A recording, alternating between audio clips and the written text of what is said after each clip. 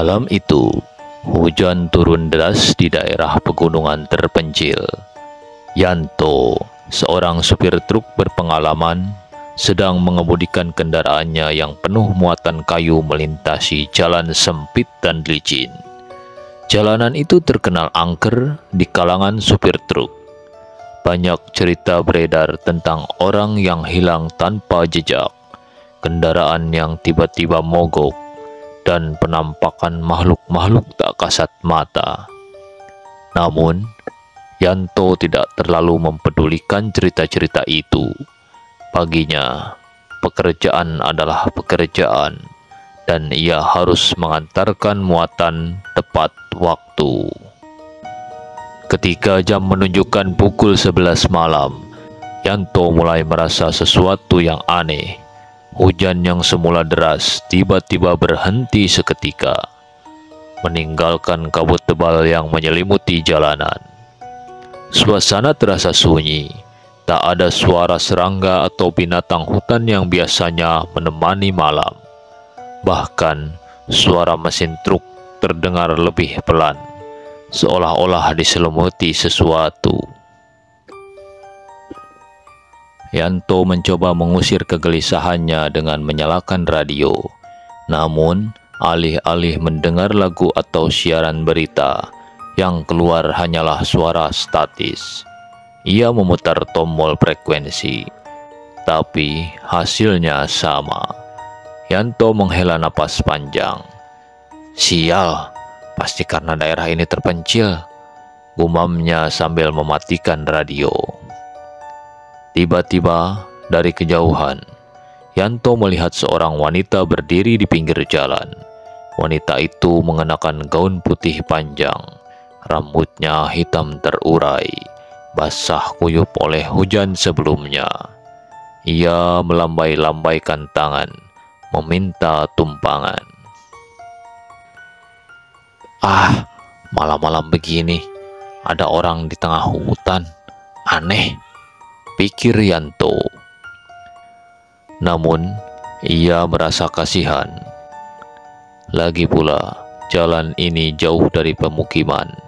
Ia menghentikan truknya beberapa meter di depan wanita itu.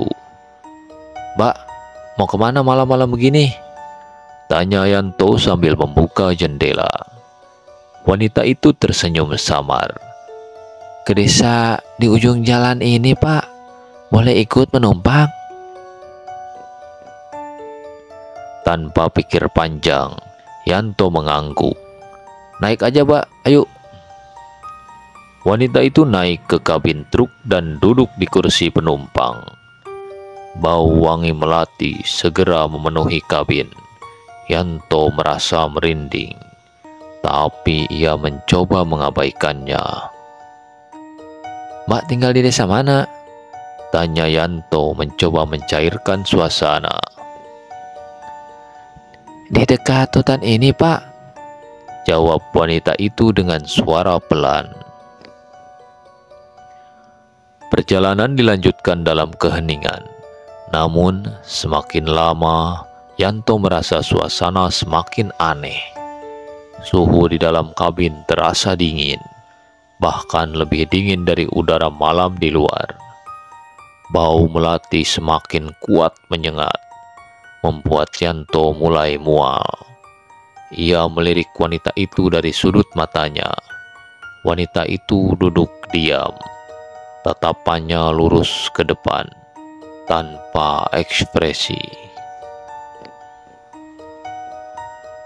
Tak lama kemudian, Yanto merasa truknya semakin berat, seolah ada beban tambahan yang membuat mesin bekerja lebih keras. Ia memeriksa kaca spion untuk memastikan muatannya masih aman. Namun, alangkah terkejutnya ia ketika melihat banyak sosok berdiri di bak truknya. Puluhan, bahkan mungkin ratusan makhluk berjubah hitam, dengan wajah yang tak jelas, berdiri diam menatapnya melalui kaca spion. Yanto langsung menginjak rem.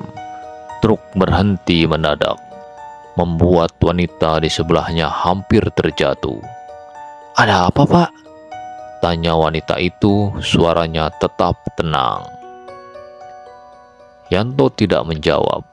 Ia keluar dari kabin dan memeriksa bak truknya.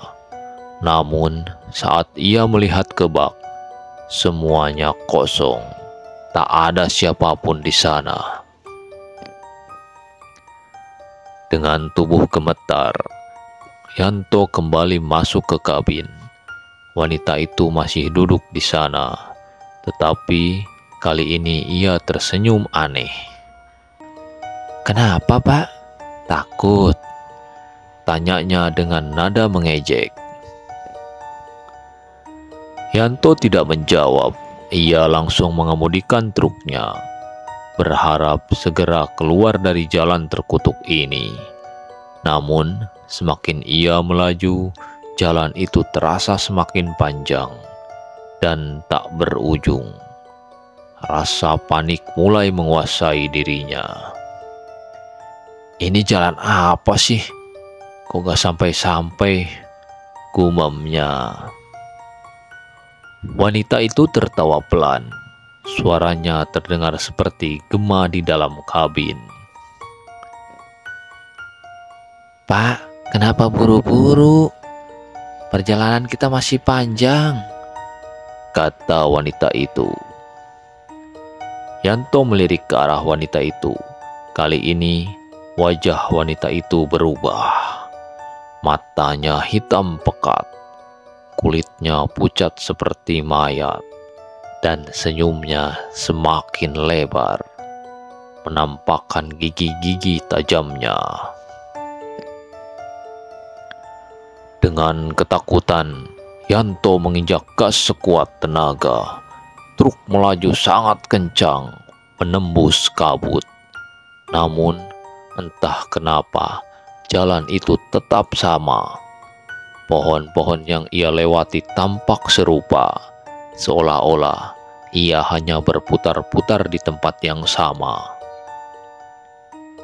Tiba-tiba, wanita itu menghilang.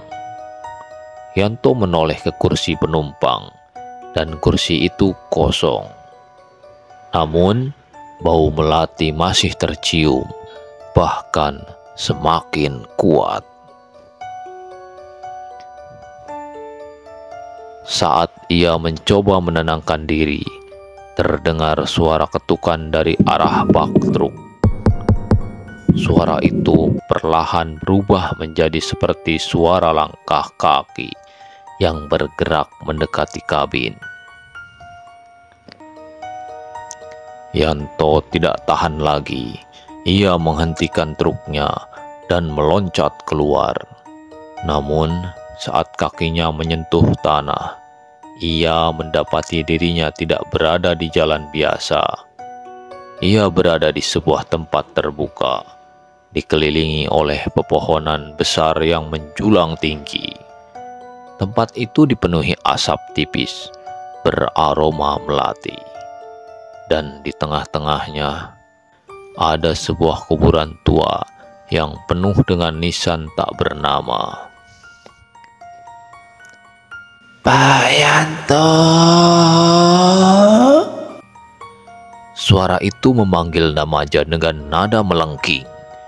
Yanto berbalik, dan ia melihat wanita tadi berdiri di antara nisan-nisan itu. Kini, tubuhnya melayang beberapa sentimeter di atas tanah, dengan tangan yang memanjang dan kuku yang tajam. "Kenapa pergi, Pak? Bukankah kita sudah sepakat untuk ketujuannya bersama?" Yanto berteriak dan berlari ke arah truknya. Namun, truk itu sudah tidak ada. Ia kini hanya dikelilingi oleh kabut dan bayangan-bayangan hitam yang mendekat perlahan. Ketika Yanto merasa tidak ada harapan lagi, ia tiba-tiba terbangun. Ia duduk di kursi supirnya, berkeringat dingin membasahi wajahnya. Astaga, mimpi buruk, pikirnya. Ia melihat jam di dashboard truk. Pukul 5 pagi. Langit mulai cerah dan ia melihat jalan yang familiar. Syukurlah, akhirnya keluar juga dari jalan itu, gumamnya dengan lega. Namun, ketika ia melihat kaca spion, jantungnya berhenti sejenak. Di bak truknya, wanita itu duduk sambil tersenyum, dikelilingi oleh puluhan sosok berjubah hitam. Tidak semua mimpi itu berakhir saat kau terbangun, Pak Yanto. Katanya sambil tertawa. Suara tawa itu bergema memenuhi kabin truk sebelum semuanya menjadi gelap. Keesokan harinya, penduduk desa menemukan truk Yanto di pinggir jalan. Mesin truk masih menyala, tetapi Yanto tidak pernah ditemukan dimanapun. Hanya bau melati yang tertinggal bersama nisan batu tanpa nama di sebuah kuburan tua di dekat sana. Oke teman-teman, demikian dulu untuk cerita horor kali ini. Semoga bisa menghibur dan membuat bulu kuduk Anda berdiri. Sampai jumpa di cerita horor berikutnya. Jangan lupa untuk like and subscribe channel DKN Horor. Wassalamualaikum warahmatullahi wabarakatuh. Adios, permios.